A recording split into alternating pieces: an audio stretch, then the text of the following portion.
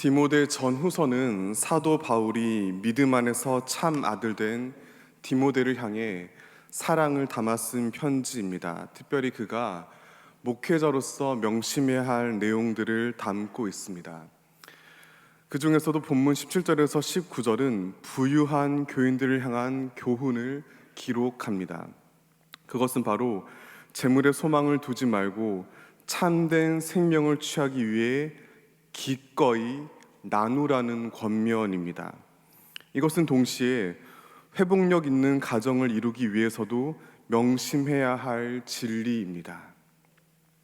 이러한 말씀의 풍성한 의미를 깨닫기 위해 병행해서 참고해야 할 구약 성경이 있습니다. 바로 룻기입니다. 그 중에서 4장 3절에서 6절을 화면 보시면서 새번역 성경으로 저와 한 절씩 나누어 읽겠습니다. 보아스가 지방간으로서 책임을 져야 할 사람에게 말하였다. 모압 지방에서 돌아온 나오미가 우리의 친족 엘리멜렉이 가지고 있는 밭을 팔려고 내놓았소.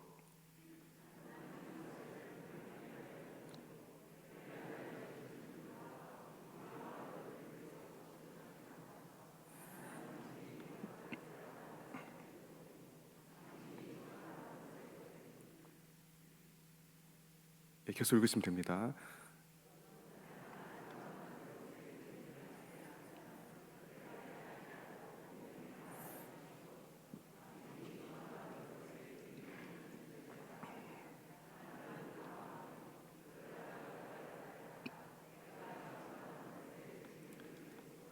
보아스가 다시 말하였다. 그렇다면 나오미의 손에서 그 밭을 사는 날로 고인의 아내인 모압 여인 룻도 아내로 맞아들여야 하오. 그렇게 하여야만 그가 물려받은 그 유산이 고인의 이름으로 남게 될 것이오.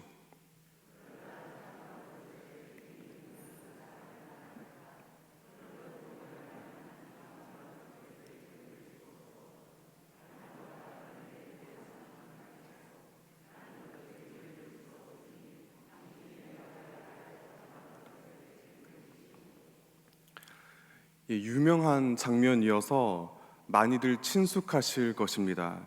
그렇지만 솔직히 이 내용이 정확히 이해되십니까? 저는 몇 년 전에 어떤 계기가 있어서 이 내용을 붙잡고 오랫동안 씨름했던 적이 있었습니다. 결론은 잘 모르겠다입니다. 대충 쉽게 넘어가서 그렇지 여기에는 너무나 많은 난제와 논쟁거리가 있습니다. 먹을 게 없어 부득이 며느리를 시켜 남의 밭에서 이삭을 죽게 했던 나오미가 판다는 그 땅의 실체가 무엇인지, 율법에 따라 친척으로서 감당해야 할 책임이 구체적으로 무엇인지, 대체 그게 나오미의 며느리 룻을 아내로 맞아들이는 것과 어떤 관계인지 룻기가 다루고 있는 이 모든 상황을 정확히 파악하는 것은 무척 어렵습니다. 따라서 복잡할수록 먼저 선명한 것에 집중해야 합니다. 그것은 바로 이름이 룻기의 주요 주제라는 사실입니다. 룻기는 그 어떤 성경보다 이름의 중요성을 강조합니다. 따라서 이 책의 결론에 이르는 가장 결정적인 순간에 이름에 대한 언급을 반복합니다. 화면 보시면서 확인하겠습니다. 먼저 보아스는 친척과의 대화에서 룻을 아내로 맞아들여 한 이유가 바로 죽은 사람의 이름을 세우기 위함이라고 말했습니다. 이어서 성문 앞에서 그 친척과의 모든 공적 절차를 마치고 보아스가 결과를 선포할 때 역시 이름을 2번이나 연거푸 언급합니다. 뿐만 아니라 기꺼이 희생을 감수하는 보아스를 향해 그 자리에 증인으로 모인 마을 사람들이 그의 이름을 명예롭게 알려지길 축복합니다. 그런데 이것으로 끝이 아닙니다. 보아스의 온전한 섬김이 낳은 결실인 아기를 마을 여인들이 축복했습니다. 그러면서 앞서 보아스가 성문에서 받은 축복 내용과 마찬가지로 그 아기 또한 이름을 널리 떨치게 되길 기원하였습니다. 심지어 아기의 이름도 아버지나 어머니 혹은 할아버지나 할머니가 아닌 동네 여인들이 지어 주었습니다. 바로 오벳입니다. 이 맥락 속에서 다윗이라는 위대한 이름이 등장하며 이 아름다운 이야기의 마침표를 찍었습니다. 이렇듯 룻기는 성경 속 그 어느 책보다 이름이라는 주제에 깊이 매달렸습니다. 왜냐하면 고대인들에게 있어 이름은 단지 한 사람을 부르는 호칭으로만 그치지 않기 때문입니다. 그의 존재 자체를 의미합니다.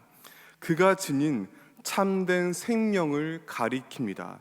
따라서 반드시 후손들에게 기억되고 전해져야 합니다. 이를 위해 주저없이 사랑으로 희생하는 것이 바로 룻기가 알려주는 회복력 있는 가정의 모습입니다. 관련하여 먼저 주목해야 할 점이 있습니다. 보아스와 성문에서 마주했던 그 친척의 이름을 끝내 알 수 없다는 사실입니다. 별거 아닌 걸로 쉽게 넘어갈 수도 있습니다.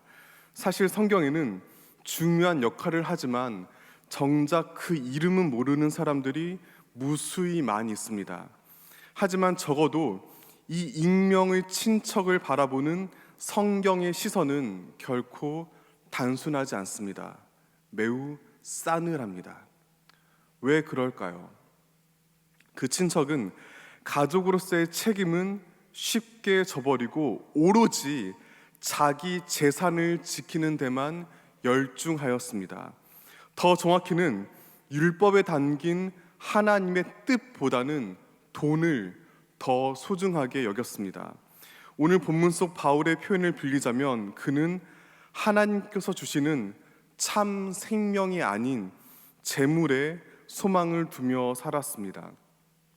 그러한 삶의 태도는 보아스의 주도 면밀한 대화법을 통해 극명하게 드러납니다. 보아스가 친척에게 건넨 제안은 크게 두 부분으로 이루어졌습니다. 처음에는 엘리멜렉의 땅 이야기만 했습니다. 사사시대에 희년법이 어떻게 실행되었는지는 구체적으로 알 수 없습니다. 분명 일정 부분 손해를 감수해야 했을 것입니다.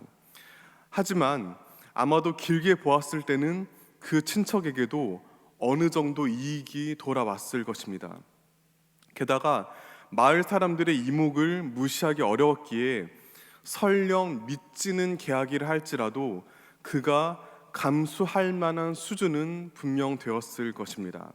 그런 까닭에 친척은 긴장을 풀고 선뜻 책임을 지겠다고 했습니다.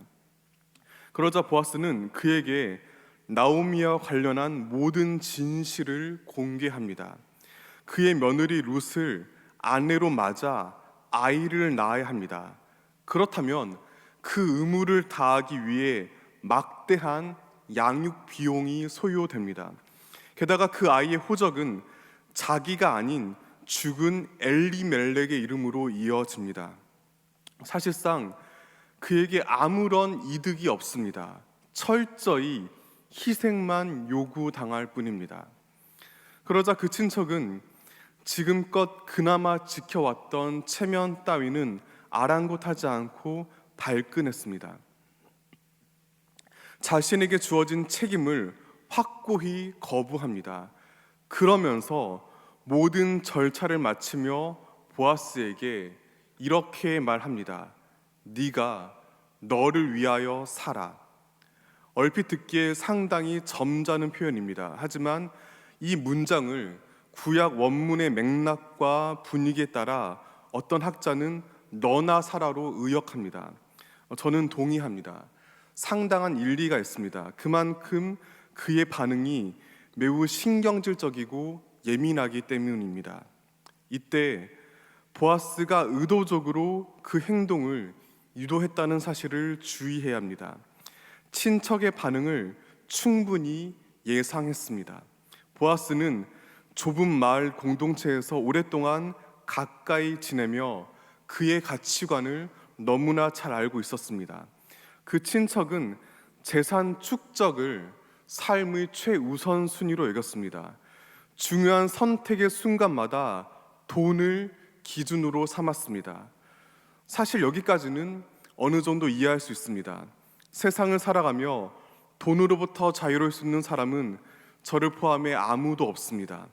바울 역시도 본문 17절에서 하나님께서 우리에게 모든 것을 후히 주사 누리게 하시는 분이라고 고백합니다. 경제적 이익과 소비의 필요성을 그는 무시하지 않았습니다. 문제는 재물에 대한 어리석은 집착입니다. 그리하여 그 친척은 물질을 손에 들려주신 주님의 부르심에 귀를 막았습니다. 힘겨운 가난으로 고통받는 가족의 아픔에 눈을 감았습니다.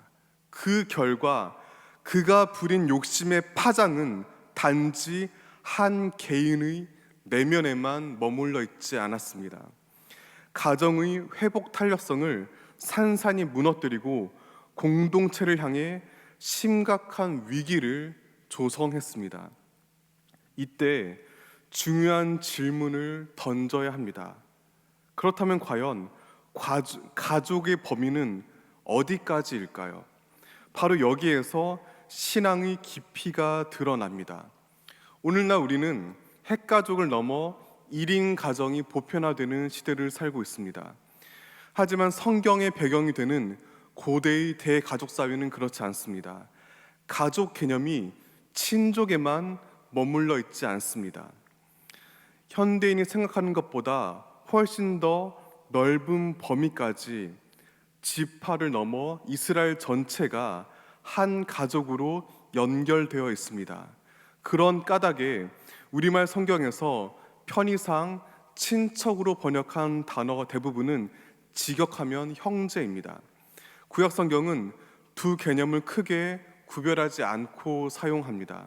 그러나 그 이름 모를 친척은 형제로서 주어진 의무에 최선을 다하지 않았습니다. 눈앞의 좁은 의미의 가족을 넘어서는 진정한 가정 안의 어려움을 해결하는 데 게을리했습니다.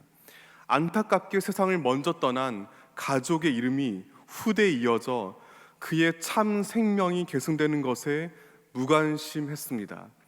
자기 곳간에 채울 계산에는 치밀하고 약삭 빨랐지만 정작 가난한 사람들을 위해 베풀고 나누는 일에는 너무나 둔감하였습니다.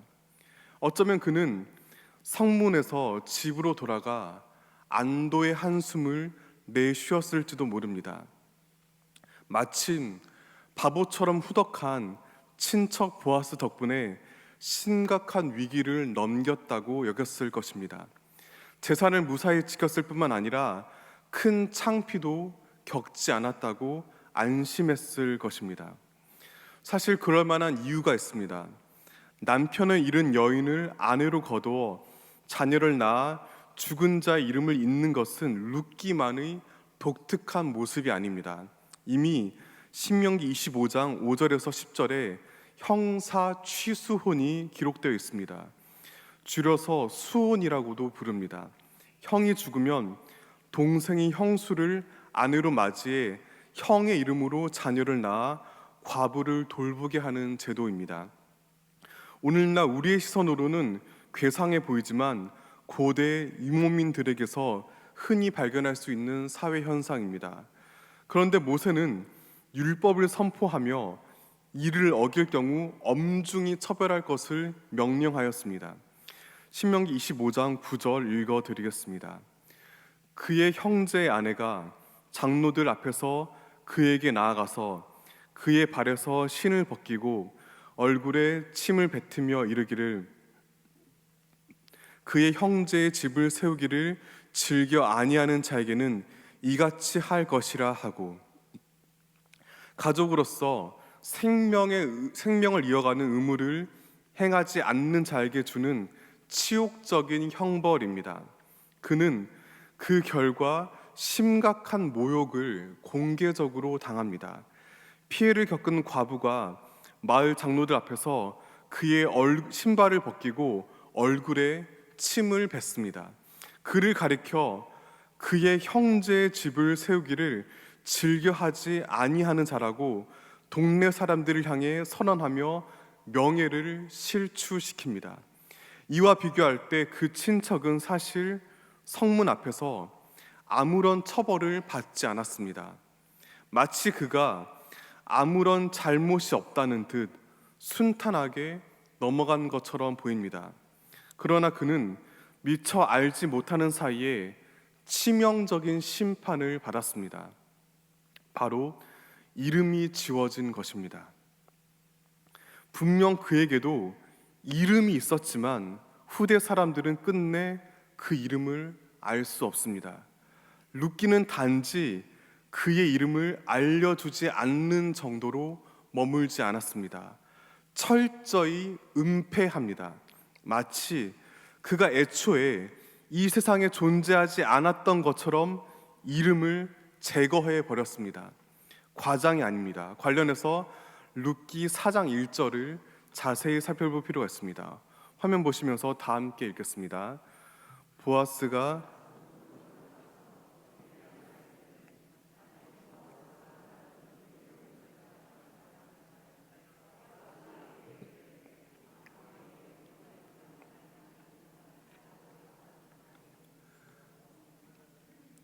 보아스는 지난밤 룻과의 약속을 지키기 위해 성문에 올라가 문제의 그 친척을 발견했습니다.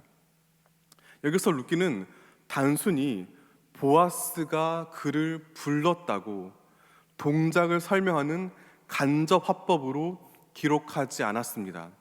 마치 따옴표를 넣듯이 호칭을 직접 인용합니다. 그런데 놀랍게도 그 자리에 정작 그의 이름은 없습니다.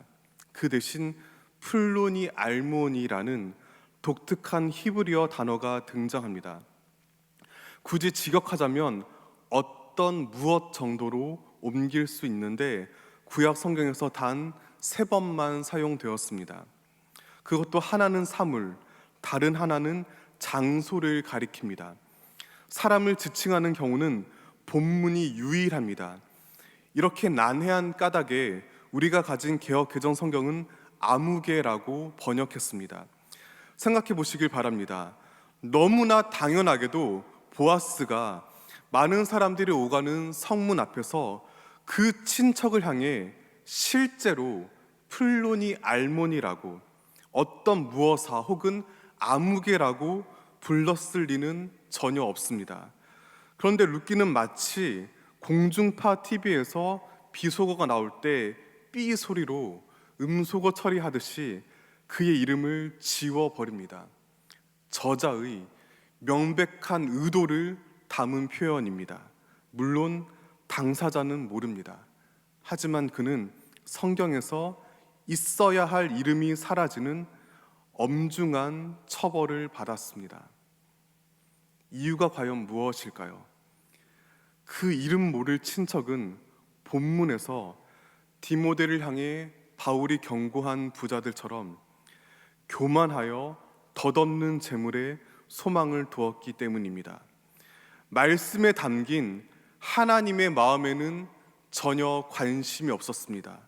가정 가운데 주님의 참 생명이 흘러넘치게 하고 지치고 상한 가족이 진정 회복되어 다시 일어서게 하는 소임을 무시했습니다. 대신 오로지 돈밖에 몰랐습니다. 주님께서 허락하신 가족 중에 가난하여 어린 여자의 몸으로 위험을 무릅쓰고 거친 남정네들 사이를 오가며 이삭을 줍는 비참한 현실에 함께 아파하지 않았습니다.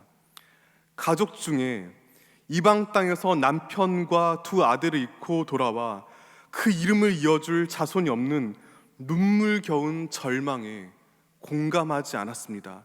그저 자기 재산을 지키는 데만 급급했습니다.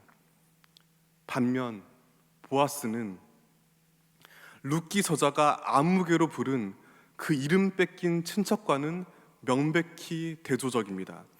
앞서 자세히 살펴본 것처럼 그날 상문에서의 거래는 누가 봐도 그에게 상당히 손해입니다. 사실 철저한 약자인 이방 여인 룻의 형편 따위는 그가 전혀 신경 쓸 필요가 없습니다. 간밤의 약속쯤이야 얼마든지 가볍게 무시할 수 있습니다. 마을 공동체 안에서 이미 상당한 영향력을 가진 보아스에게 그 누구도 감히 항의하거나 비난할 수 없었습니다. 그렇지만 보아스는 자신에게 주어진 힘을 함부로 휘두르지 않았습니다. 오히려 내려놓았습니다. 굳이 다른 친족의 양보를 번거롭게 받아내면서까지 자신에게 주어진 책임에 최선을 다했습니다. 간혹 룻기를 삼류 로맨스 소설처럼 여기는 사람들이 있습니다. 부유한 중년 남성인 보아스가 어리고 예쁜 룻을 보고 반해서 손해를 무릅쓰고 사랑을 이루어냈다고 해석합니다. 완전한 오해입니다. 룻기는 그렇게 단순한 이야기가 아닙니다. 복잡다단한 삶의 현실을 반영합니다. 함부로 웃으며 넘기기에는 보아스가 막대한 희생을 감수해야 했습니다. 적어도 재정적인 이익과 손해의 측면에서 보면 오히려 그 친척이 현명할지도 모릅니다. 게다가 정세가 불안했던 사사시대에 이스라엘과 긴장 관계인 모압 여인과 혼인하여 아기를 낳는 위험도 감수하였습니다. 하지만 그럼에도 보아스는 어려움에 처한 가족에게 생명을 부여하는 것을 결코 주저하지 않았습니다.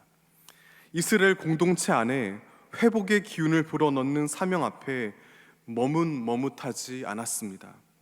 그 결과 하나님의 참 생명을 가장 구체적으로 드러내는 인물로 성경에 기록되었습니다. 우리가 주목해야 할 것은 그 방식입니다.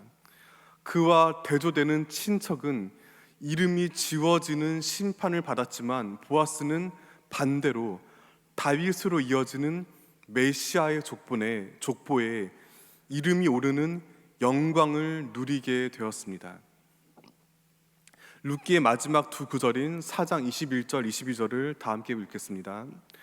살모는 보아스를 낳았고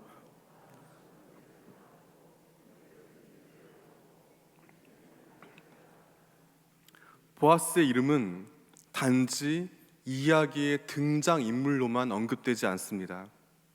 그는 소박해 보이는 룻기에 웅장한 울림을 안겨주는 족보에 두 번이나 거듭해서 이름이 기록됩니다. 그 족보는 이스라엘의 가장 위대한 임금 다윗의 이름으로 끝맺습니다. 즉 보아스는 베들레헴 마을의 인자한 아저씨로만 동네 사람들의 기억에 머물다 사라지지 않았습니다. 다윗의 족보에 나란히 이름이 언급되는 훌륭한 어른으로 성경에 기록되었습니다. 그런데 여기서 한 가지 의문이 생깁니다. 오벳이 보아스와 룻이 낳은 아들이긴 하지만 앞서 확인한 바와 같이 엘리멜렉의 대를 잇는 인물입니다. 따라서 족보상으로는 엄연히 보아스의 아들이 아니라 엘리멜렉의 아들로 기록되어야 합니다. 바로 그러한 이유 때문에 그 이름 모를 친척이 책임을 거부했습니다. 그런데 왜 룻기의 마지막 단락은 성문에서의 치열한 논의와는 정반대로 결론 지었을까요? 이것은 룻기를 둘러싼 가장 치열한 논쟁거리 중 하나입니다. 저 역시 이를 두고 오랫동안 심각하게 고민했습니다. 그러다 여러 연구를 참고하여 내린 결론은 이것입니다. 보아스가 살던 사사시대에는 그 동시대는 분명 오벳이 엘리멜렉의 아들로 여겨졌을 것입니다. 그래서 지금은 전에 내려오지 않지만 그 당시 기록된 족보에는 보아스의 이름이 적혀 있지 않았을 것입니다. 그러나 보아스가 실천한 위대한 사랑 이야기가 율법의 문자를 뛰어넘어 오랜 세월을 지나 살아남았습니다. 일반적으로 통용되었던 족보의 기록 원칙을 초월하였습니다. 그리하여 수백 년 후 바벨론 포로기 때 룻기를 최종 완성한 편집자들은 보아스야말로 오벳의 진정한 아버지고 증조 할아버지로 인정하여 새로운 족보를 넣었습니다. 그런데 여기서 멈추지 않습니다. 그 후로 또 오랜 시간이 흘러 예수님께서 이 땅에 오셨습니다. 마태 공동체가 주님의 삶과 가르침을 복음서로 정리하였습니다. 그 첫 장을 예수님의 족보로 시작합니다. 그리고 바로 여기에 룻기의 족보를 인용합니다. 마태복음 1장 5절과 6절 전반부 말씀을 화면 보시면서 다 함께 읽겠습니다. 살문을 라합에게서